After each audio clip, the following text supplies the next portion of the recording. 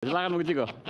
Ini jadi kalau kita bicara soal ini, kita kan nggak bisa juga fokus hanya bicara soal pilkada kali ini. Kita harus bicara soal pilpres. Kita harus bicara sepanjang tahun bagaimana banyak hal yang terjadi yang memang disinyalir ada cawe-cawe presiden di situ yang dilakukan di luar atau ekstra undang-undang ya.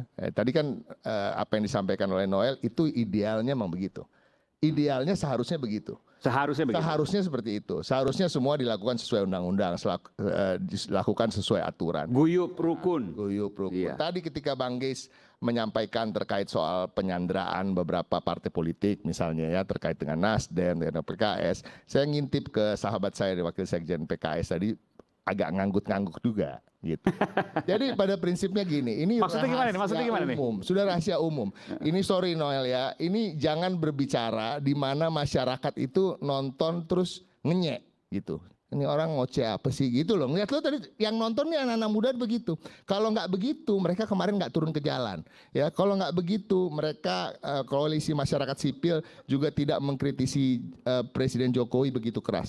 Which is itu harus dihargai. Kritik-kritik itu jangan semua kritik yang keras, kritik yang memang sebenarnya ingin memperbaiki keadaan bangsa kita, meluruskan kembali demokrasi supaya demokrasi kita menjadi sehat, dianggap hoax. Jangan semuanya dianggap hoax dan tidak harus juga semuanya harus bisa dibuktikan secara hukum. Karena memang kita tahu operasi-operasi ini dilakukan oleh orang-orang yang memang melakukannya supaya tidak bisa dibuktikan kan gitu ya. Ini artinya ini kan high politics, ada kekuasaan yang memang memegang begitu banyak kekuasaan. Jadi kalau dicari buktinya memegang kekuasaan terhadap intelijen, terhadap aparatur negara. Dan ini beberapa kali Presiden Jokowi juga pernah menyampaikan bahwa saya tahu isinya partai, saya akan pegang orang intelijen ya kan. Saya akan apa istilahnya bukan gebuk ya, kalau gebuk kan zaman Soeharto ya terlalu kasar, dia bilang apalah gitu waktu itu. Saya kerjain lah gitu kasarnya gitu ya, ada masukan-masukan dari kejaksaan dan lain-lain. Ini artinya dalam berbagai kesempatan entah keceplosan atau entah nadanya mengancam, Presiden juga sering menyampaikan.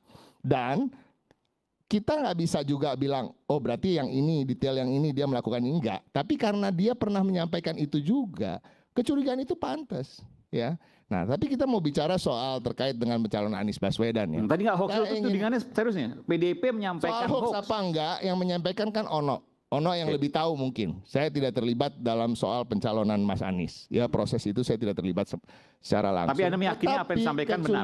Nah, seperti saya sampaikan, kecurigaan itu wajar. Ada kecurigaan seperti itu karena tadi ada cerita-cerita yang saya sampaikan tadi. Ya, itu satu. Kalau kita bicara soal pencalonan Mas Anies ya, kami dari PDI Perjuangan khususnya saya juga ingin menjelaskan bahwa jangan sampai juga ada pikiran bahwa PDI Perjuangan meninggalkan Anies Baswedan. Satu hal. Karena sampai hari ini tidak ada itu. Tunggu dulu. Karena apa? Karena kita memang tidak pernah bersama Pak Anies. Oke. Kita bukan pernah menjadi pendukung beliau. Kita bukan orang yang mendukung beliau di Pilgub, bukan mendukung beliau di Pilpres, bukan kemudian di proses Pilgub melakukan deklarasi mendukung seperti PKS, sempat dipanggil kan ke DPP maupun PKB. waktu Iya deklarasi. Kan? Tunggu dulu. Tapi kan gini. Kegagalan Mas Anies di akhir ketika tinggal partainya PDI Perjuangan sudah bisa diduga oleh orang-orang sebelumnya. Satu, mungkin terkait dengan memang historinya bahwa kita belum pernah bersama ya Bang Geis ya. Ini kita ngomong apa adanya aja. Yang kedua, mungkin terkait ideologi, terkait juga pasar siapa saja pendukungnya Pak Anies yang mungkin berbeda dengan basis pendukung dari PDI Perjuangan. Ini jujur aja, that's what happened. Jadi kalau dibilang ada yang ninggalin, ya mohon maaf Bang ya, yang ninggalin ya PKS, Nasdem dan PKB gitu. PKS nggak ninggalin? Ninggalin gak ninggalin? Ya apapun itulah, ya, apapun itu.